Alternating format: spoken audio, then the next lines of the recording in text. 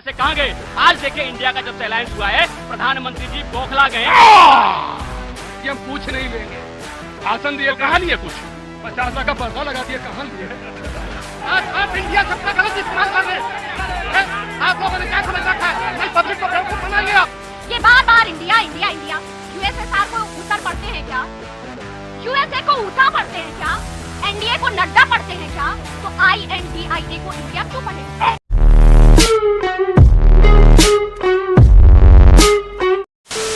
नमस्कार दोस्तों, आप सबका बहुत बहुत स्वागत है फर्स्ट डिबेट शो में। आम आदमी पार्टी के दो वरिष्ठ नेता जेल की सजा काट रहे हैं और यहाँ पर इस शो में आकर उनके पार्टी प्रवक्ता कह रहे हैं कि मोदी जी भ्रष्ट है, उन्होंने बहुत घोटाले किए हैं। तो दोस्तों, अलग अलग आरोप लगाना इनका काम है, तथ्य सबूत उनके पास कुछ होते नहीं है।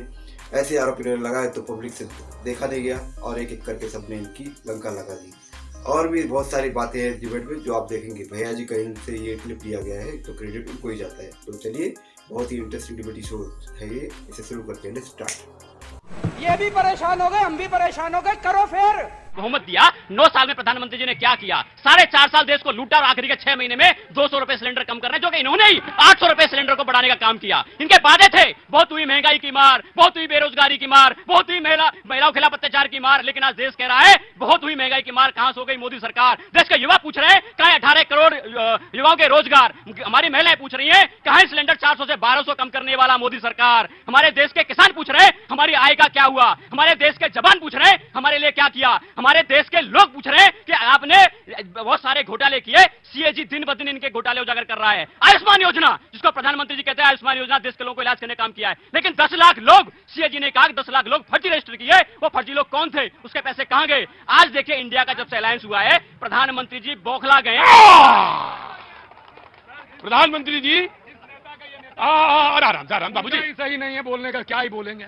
जिनके नेता इनके केजरीवाल जी बोले थे कि हम कुछ नहीं लेंगे, भाषण दिए कहाँ लिए, कुछ 50 लाख का पर्दा लगा दिए कहाँ लिए? क्या सर बात करते हैं?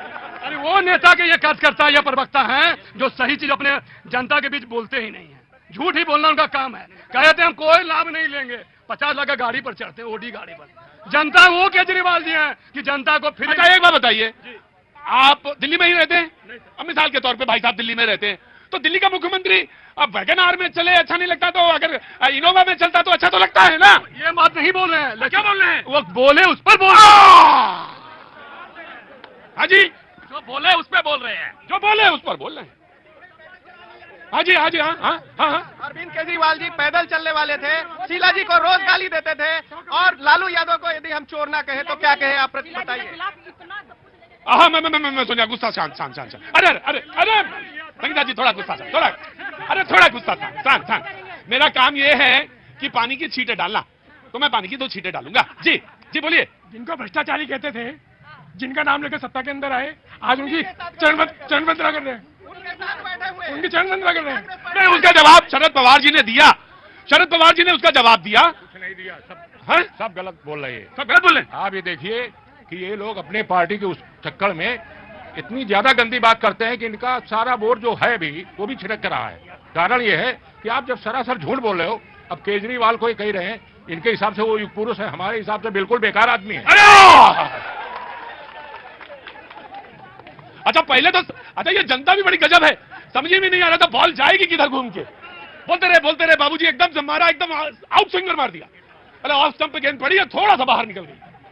मैं सोचा पता नहीं किधर मुड़ कर बैठे और एकदम से पलट के इन्होंने मारा।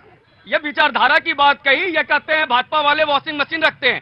अरे कांग्रेस वालों के पास वो कौन सी वॉशिंग मशीन है कि गोडसे का मंदिर बनवाने वाले बाबूलाल चौरसिया को कांग्रेस में शामिल करा लिया। गोडसे की पूजा करने वाले कांग्रेस में आ गए, ये इनका विचारधारा है। और कौन सी तानाशाही सर? आज तो एक पोस्टर लगा राहुल गांधी है, केजरीवाल को बाहर कर दिया। ये तो इनका तानाशाही है। इतने पार्टी इतने देर में मिलकर के एक संयोजक नहीं चुन पा रहे हैं, तो क्या ये अब कितने प्रधानमंत्री? नीतीश जी ने कहा कि मुझे नहीं बनना संयोजक। नीतीश जी कह रहे हैं हम संयोजक नहीं बनना चाहते। यही समस्या है कि नीतीश जी कहते हैं हमको संयोजक नहीं बनना है, लेकिन पार्टी का कार्यकर्ता कहते हैं कि प्रधानमंत्री मटेरियल है। ओके प्रतीक भाई, ये रास्ते में वॉशिंग मशीन तो देखते आए, लेकिन अगर साथ में वॉशिंग पाउडर भी ले लेते तो क्या ही बात होती। क्योंकि भाजपा को डाक पसंद है, इसीलिए उन्होंने अजीत पवार को अपने साथ मिला लिया। जो कहते थे चक्की पीसिंग वाले अपने साथ आ गए। उसके बाद मध्य प्रदेश का व्यापम घोटाला भूल गए और उसके बाद हेमंता विश्वशर्मा को भी भूल गए। और जो वॉशिंग पाउडर के अंदर इंग्रेडिएंट डाले हैं उसमें सीबीआई, ईडी, इनकम टैक्स, अब तो मैं चुनाव आयोग को भी पहले आप दोनों लोग ये बता दीजिए, एक तो वो चौरसिया का नाम लिया उन्होंने, गोडसे वाला, और दूसरा ये बताइए, कुछ लोग तो ऐसे हैं जो कहते हैं वीर सावरकर वीर है ही नहीं, और कुछ लोगों को आपने शामिल कर लिया, कुछ आपके पक्ष में, कुछ वीर सावरकर के विरोध में। देखिए, वो फिर मैं कहता हूं ना कि भारतीय जनता पार्टी जो कहे वही सही, ना खाता ना बही। खेल 24 का यह है, जितना आप जानते हो उतना ही मैं भी जानता हूं। 24 का खेल यह है कि मोदी वर्सेज ऑल है। फिर अब इंडिया कहो, INDIA कहो, तो आप इंडिया का गलत इस्तेमाल कर रहे हैं। आप इंडिया शब्द का गलत इस्तेमाल कर रहे हैं। आप लोगों ने क्या समझ रखा है? नहीं, पब्लिक को बेवकूफ बनाइए आप। बेवकूफी की बात करते हैं सब लोग। लोकतंत्र में वन मैन शो नहीं होता है। कुछ नहीं कर रहे, आप बेवकूफ बना रहे हैं इंडिया इंडिया करके। सारे पब्लिक मोदी जी के साथ है, तुम्हारी में कुछ नहीं रह गया। एक RTI में खुलासा हुआ है कि 2021 और 22 के बीच में जितने महिलाओं के साथ छेड़छाड़ सिर्फ मेट्रो में हुई है उसमें 80% इंक्रीमेंट हुआ है। 2023 मार्च तक सिर्फ 16 FIR दर्ज है। तो ये तो सिर्फ मेट्रो की सुरक्षा तो ये कर नहीं पा रहे, वो भाड़ा खत्म कर देने से रक्षाबंधन के दिन महिलाओं की सुरक्षा नहीं होगी और महिलाओं की बात नहीं होगी।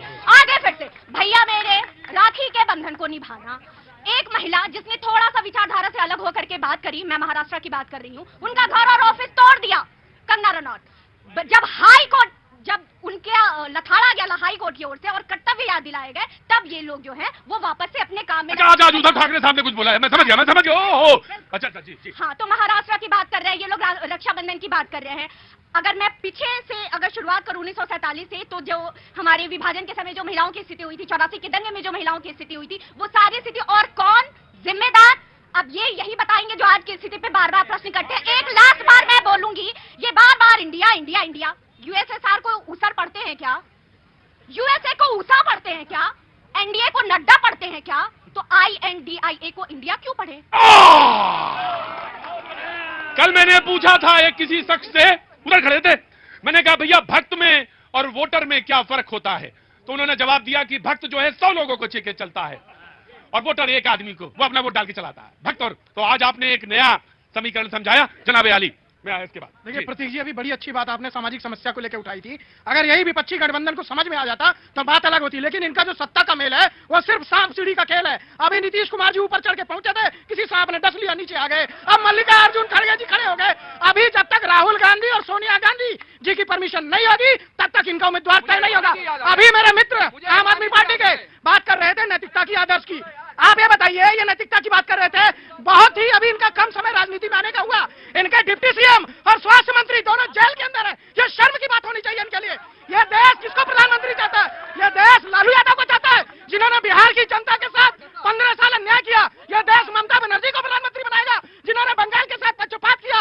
ये कांग्रेस जो परिवार की पादुका लेकर परिक्रमा करने वाले लोग किस मुंह से देश की बात करते हैं? ये देश की सेवा करेंगे, ये किसी प्रकार से, हर प्रकार से चाहते हैं राजनीति में आना, सत्ता की कुर्सी पाना और मलाई खाना।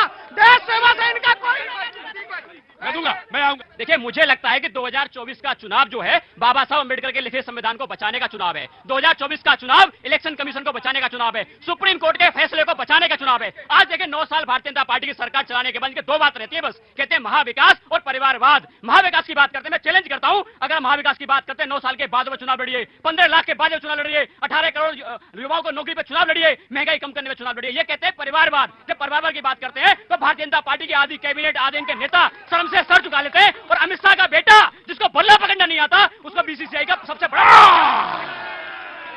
बोलो सियापति रामचंद्र की। यही है, कुल मिला के यही है सर। जब कुछ बात ना समझ में आए तो कह दो बोलो सियापति रामचंद्र की। जनता माफ नहीं करेगी। मजा आया। तो दोस्तों, छोटी सी डिबेट वीडियो थी, उम्मीद करता हूँ आपको पसंद आया होगा। इसका समापन तो जय श्री राम के नाम से हुआ। अगर आप लास्ट की पॉइंट को समझोगे तो आप समझ जाओगे कि भैया जी ने जय श्री राम का नारा क्यों लगाया है। तो दोस्तों, आप समझदार समझ जाओ, क्योंकि भैया जी ने सीधी बात कह दी कि ये अनर्गल सी बातें कर रहे हैं, इसका कोई तथ्य या तो सबूत कुछ नहीं है, वो तथ्य कोट जाता। तो ये इंटरेस्टिंग बात पॉइंट थी इसके अंदर। तो दोस्तों, अगर ये कंटेंट, ये वीडियो आपको पसंद आया तो मेरा चैनल सब्सक्राइब करके जरूर जाना। आपसे मिलता हूँ अगले वीडियो में, तब तक के लिए जय हिंद, वंदे मातरम।